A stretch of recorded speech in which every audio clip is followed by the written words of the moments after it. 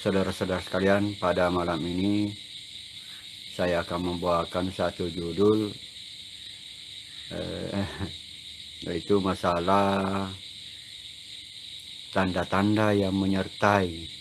Ya, karena begini, ada juga orang yang mampu menyembuhkan, ya, atau memperlihatkan tanda-tanda itu, tetapi sesungguhnya bukan dari Roh Kudus, itu adalah dari roh jahat. Ya, karena roh jahat juga mampu memperlihatkan tanda-tanda. Ya, jadi kita harus hati-hati saudara-saudara sekalian di dalam memahami permasalahan ini. Ya, tetapi yang ingin saya jelaskan adalah apa yang menyertai saya. Jadi saudara-saudara sekalian, yang menyertai saya itu adalah kalau saya sakit dan berdoa atas nama Tuhan Yesus, itu bisa disembuh, ya, bisa sembuh saudara-saudara sekalian. Itu sudah terbukti waktu saya sakit pinggang, ya. Moren si Tohang, ya, selamat malam. Jadi sewaktu saya sakit pinggang dulu itu saya tentunya berdoa di dalam berdoa kepada Allah Subhanahu wa Ta'ala, ya. Tapi kayaknya tidak sembuh-sembuh. Saya juga minum ramuan-ramuan, ya, tapi tidak sembuh, ya. Artinya ke dokter, nah, dari dokter pun tidak sembuh-sembuh. Akhirnya pada suatu saat saya mencoba berdoa, ya, di dalam ajaran Kristen. Ternyata sembuh. Saudara-saudara sekalian. Tetapi itu bukanlah sesuatu yang paling saya unggulkan, saudara-saudara sekalian. Yang saya unggulkan itu adalah pengetahuan itu sendiri, ya. Pengetahuan itu sendiri. Kenapa saya senang membaca kitab-kitab suci? Saya senang membaca kitab-kitab suci. Tidak ada kitab suci yang saya tidak apresiasi, ya. Jadi setiap kitab suci saya apresiasi, ya, karena saya lihat juga di dalam Alkitab itu yang paling menonjol yang saya ikuti di dalam Alkitab itu adalah kasihilah sesamamu manusia. Itu yang membuat saya mengapresiasi, salah satu yang membuat saya mengapresiasi Alkitab, saudara-saudara sekalian. Ya, kalau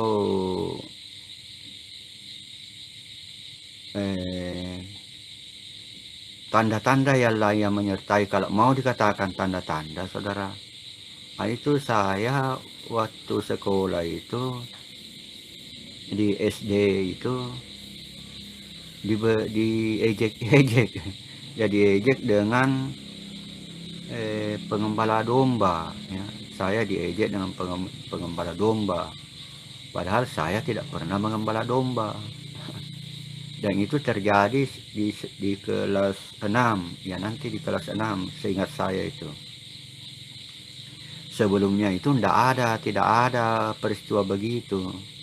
Dan itu membuat saya malu di dalam kelas, karena yang mengatakan itu ketua kelas, bukan orang lain. Ya, ketua kelas saya itu lebih besar orangnya. Badan saya lebih kecil. Ya, tidak mungkin saya melawan. Ya. Nah, kalau tanda-tanda yang saya pelajari setelah dewasa itu, setelah saya berpikir terkait masalah kenapa saya bisa percaya kepada Tuhan Yesus, yaitu masalah saya suka membaca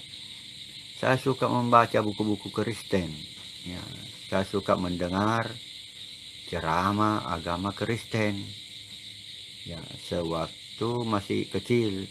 Jadi dari radio itu, dari radio yang bodinya itu dari kayu, bodinya itu dari kayu, saudara-saudara sekalian, masih dari kayu. Nah itu kalau dari radio Kristennya di Makassar itu, seingat saya namanya itu Telstar, radio Telstar. Ya, itu yang saya ingat, itu radio Kristen, saudara. Kemudian tentunya RRI juga menyiarkan siaran agama Kristen. Ya. Nah, tanda-tanda yang lain itu saya masuk di toko bukunya orang Kristen. Saya masuk di toko bukunya orang Kristen, membaca buku-buku Kristen. Dan saya beli, bukan hanya membaca, saya beli buku itu, saudara-saudara sekalian. Jadi memang ada ketertarikan, ya, saya mempelajari Kristen. Tidak ada yang mendorong, tidak ada yang mempengaruhi, tidak ada.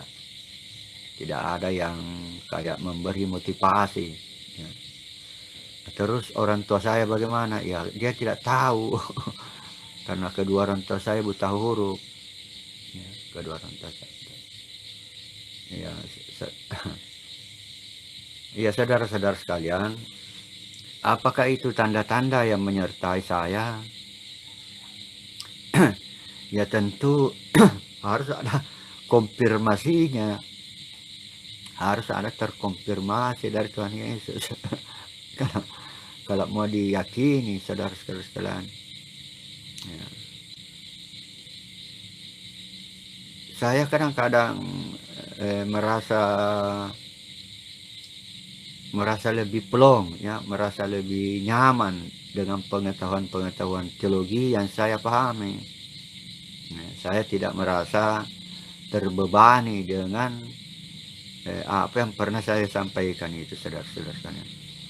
Bahkan saya katakan bahwa isi daripada video-video saya itu saya pertanggungjawabkan. Saya pertanggungjawabkan. Yang penting belum dirubah-rubah. Jadi saya mempertanggungjawabkan di depan hukum. Ya. Yang penting video-video saya itu jangan dirubah-rubah.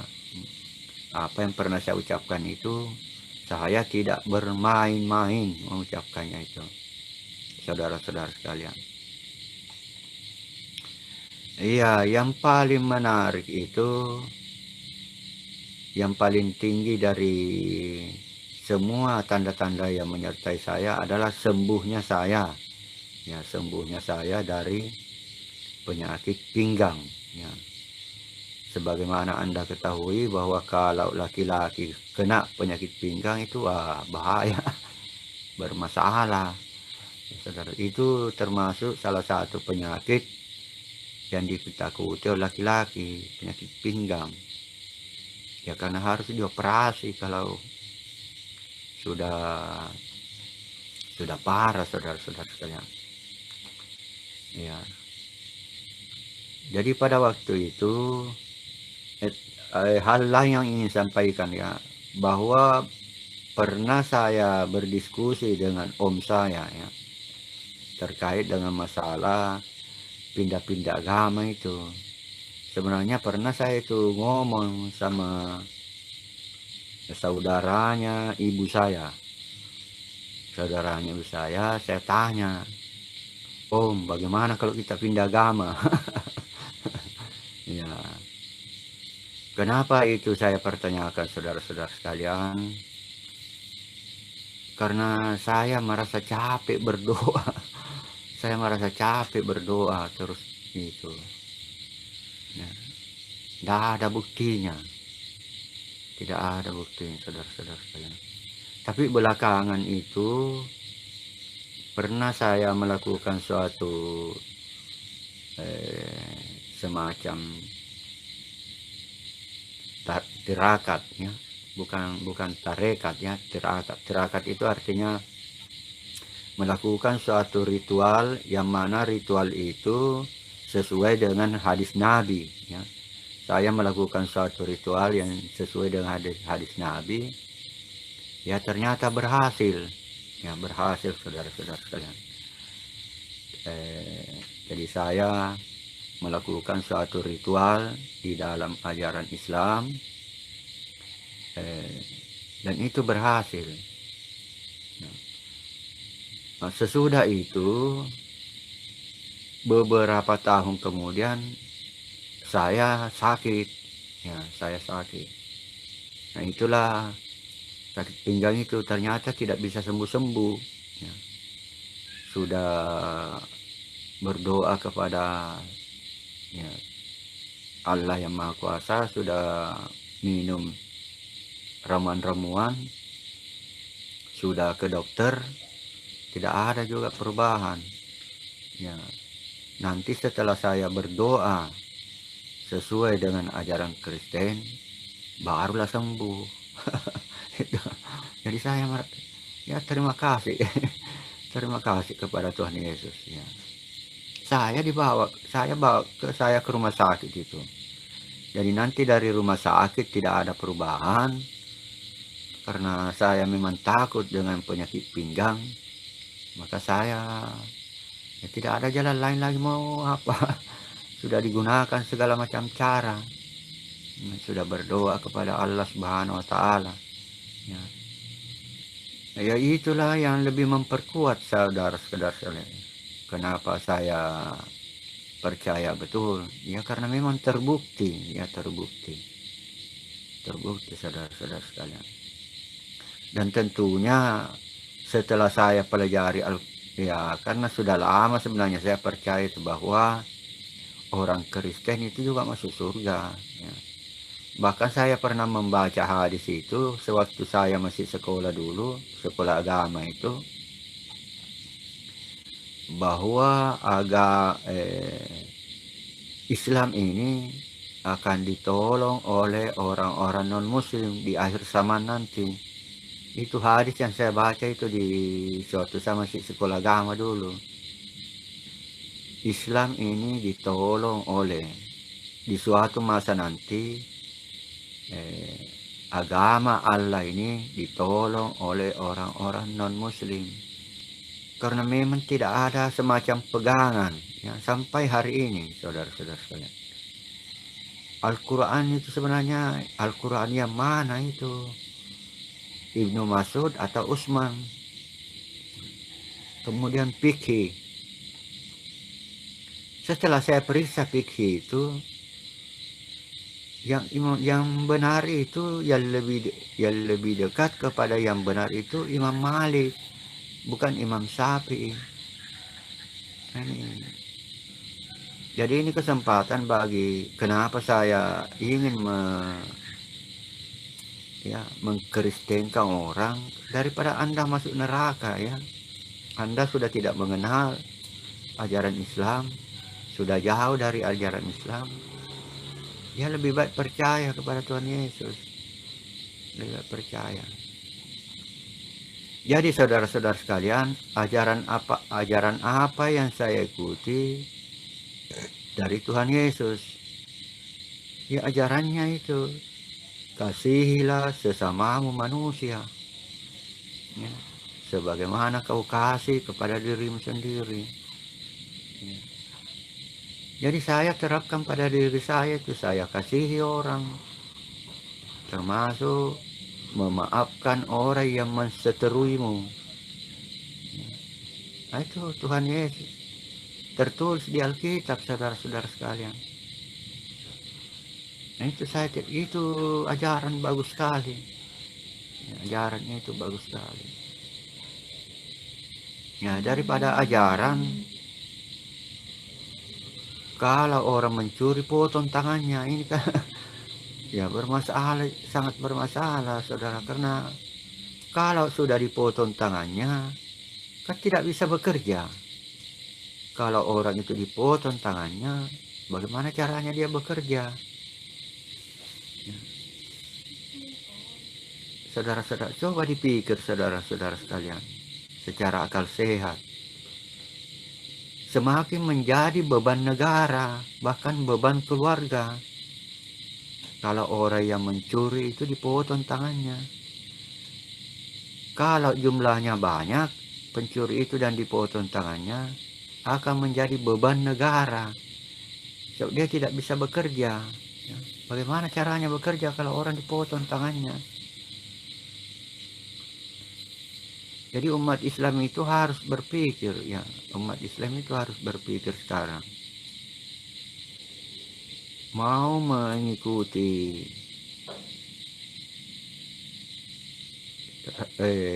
Isa Al-Masih atau mau mengikuti Nabi Muhammad. Karena Al-Quran mengapresiasi untuk ikut kepada Isa Al-Masih atau Yesus. Jadi dari itulah juga ada video saya itu mengkritik masalah fikih, ya. Bahwa kitab fikih itu kitab proposal, mengajukan proposal kepada Tuhan. Itu kitab fikih bermasalah juga itu. Kitab kuning itu. Kalau kitab fikih ditulis dalam bahasa tulisan Arab, tidak ada barisnya dan kertasnya berwarna kuning, itulah namanya kitab kuning. Jadi kitab fikih yang ditulis di dalam bahasa Arab gundul, tidak ada barisnya di atas kertas kuning, maka dikatakan kitab kuning. Itu bermasalah itu kitab kuning itu, saudara. Ya. Karena mengajarkan fikih, sedangkan fikih itu proposal, mengajukan proposal kepada Tuhan. Coba bayangkan saudara, misalnya begini, Imam Malik itu mengatakan kalau salat lurus tangan ke bawah. Kan dia seakan-akan dia ngomong kepada umat bahwa dengan cara beginilah caramu beribadah salat. Datang Imam Syafi'i, ya mengajukan juga proposal kepada Tuhan. Salat yang begini yang diterima, melipat tangan di perut.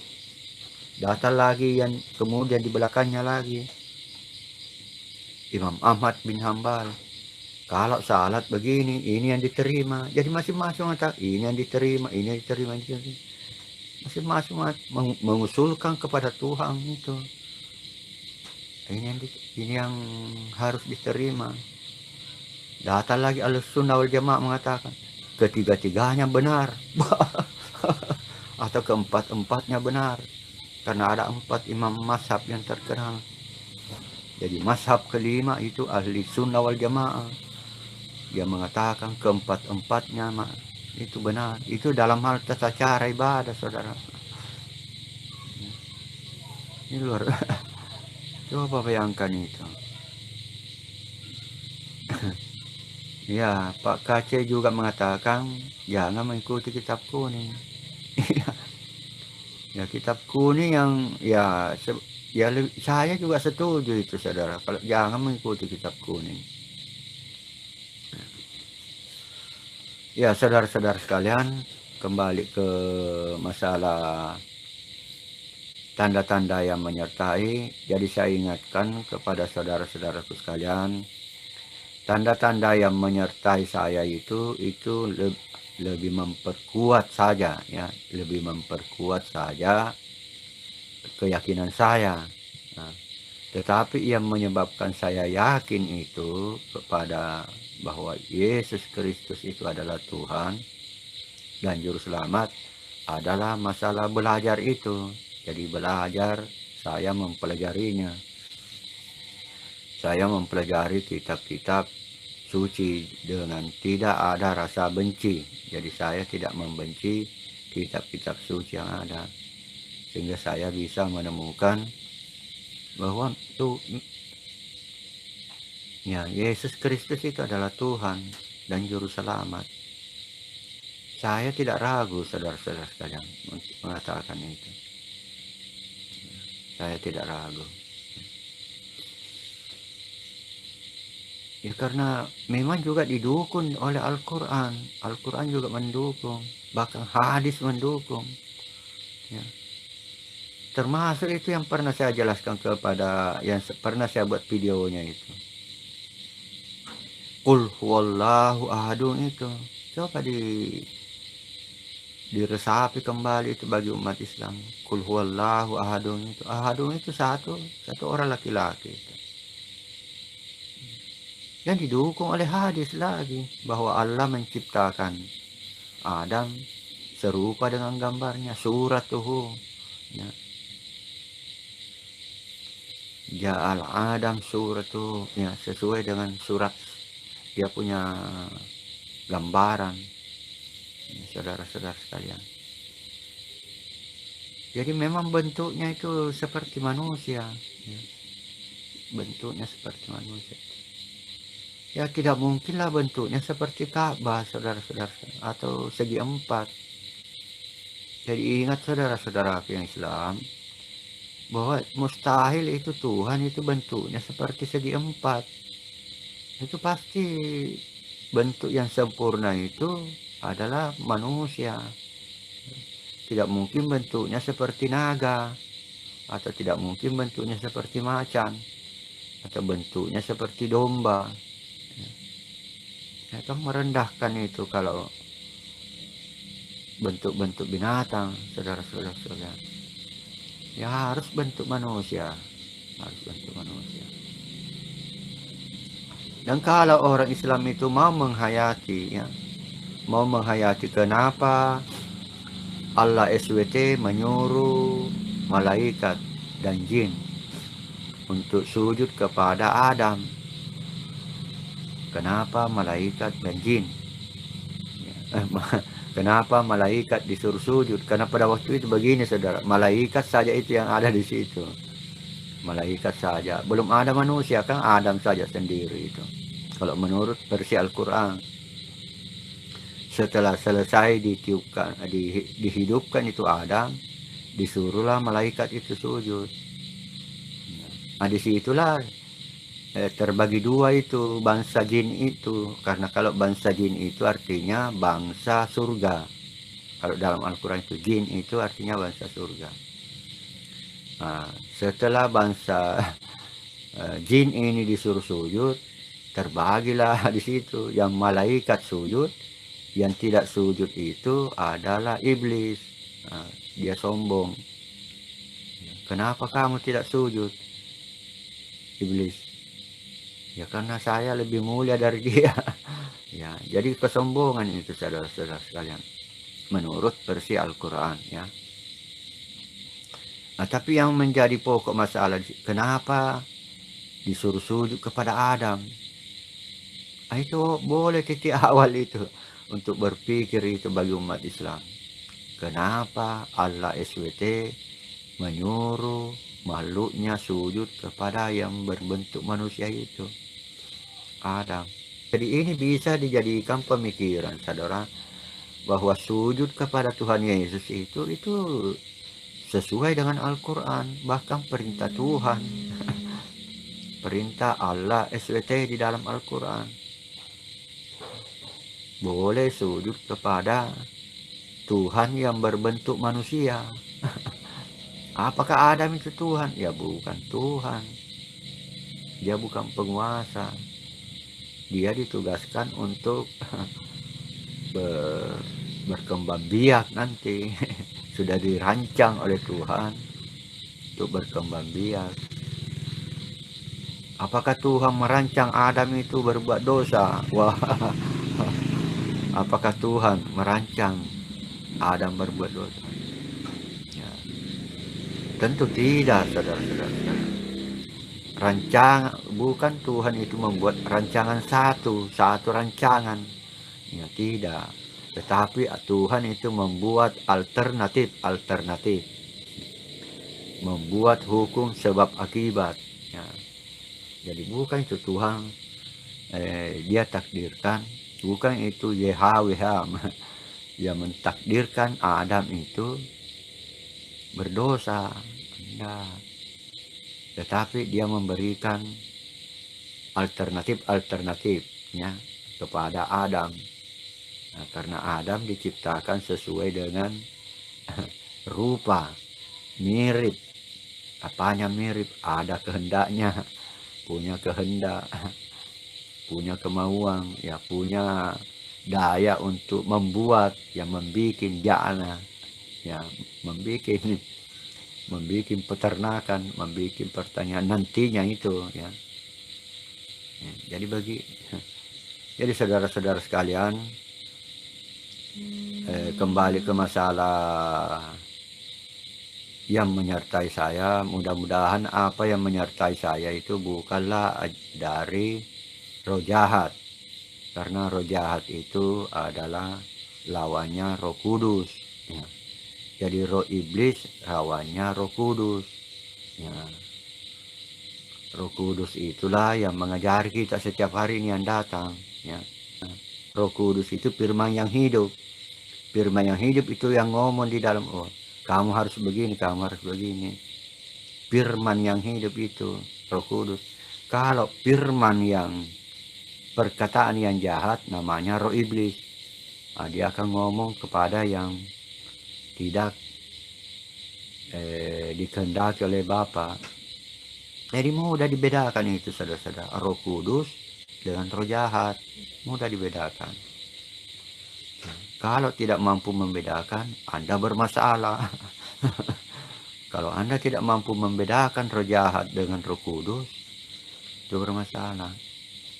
Nah, siapakah yang bisa didatangi oleh Tuhan Yesus Kristus? Ya orang sekelas Rasul Paulus. Rasul Paulus yang datang ke Rasul Paulus itu Tuhan Yesus berbicara kepada Paulus. Nah itu, kalau yang datang berbicara kepada kita yang awam seperti kita ini, namanya Roh Kudus. Roh Kudus.